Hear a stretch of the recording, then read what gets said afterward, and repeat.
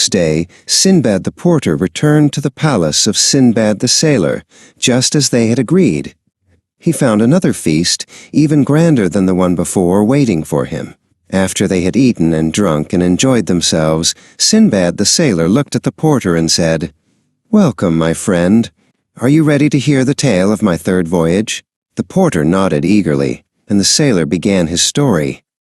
"After my second voyage," Sindbad began, "I was content for a time with the quiet life in Baghdad. But the call of the sea is strong in my blood, and soon I found myself longing for new adventures. I gathered the finest goods I could find, joined a company of merchants, and we set sail in a sturdy ship, hoping for profit and discovery. Our voyage was prosperous at first. We sailed from port to port, trading our goods and making great profits.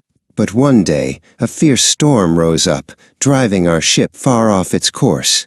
For days we were tossed about by the raging sea, until we were cast upon an island we did not know. The island was strange and forbidding. We went ashore, and as we explored, we came upon a great palace. We entered and found a vast courtyard, and in it a heap of human bones. As we stood there in horror, a monstrous giant, black as night, and with eyes like burning coals, came out of the palace. The giant seized our captain, who was the fattest among us, and roasted him on a fire and ate him. We were paralyzed with fear.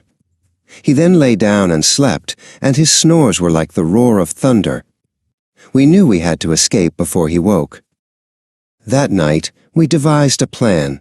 While the giant slept, we took 2 of the long iron spits he used for roasting and heated them in the fire until they were red hot. Then, with all our strength, we plunged them into his eyes, blinding him. The giant awoke with a roar of agony and stumbled out of the palace, searching for us. We ran for our lives, and he, in his blindness, could not find us. He then returned with a female giant, even more hideous than himself, and they began to hurl great rocks at our ship as we tried to escape. Most of our company were killed by the rocks, but a few of us managed to get away on a raft we had built. We were adrift on the open sea, with little food or water, and our hearts were filled with despair. But as dawn broke, we saw another island. We landed on the island, and as we explored, we found it to be a beautiful place, with fruit trees and fresh water.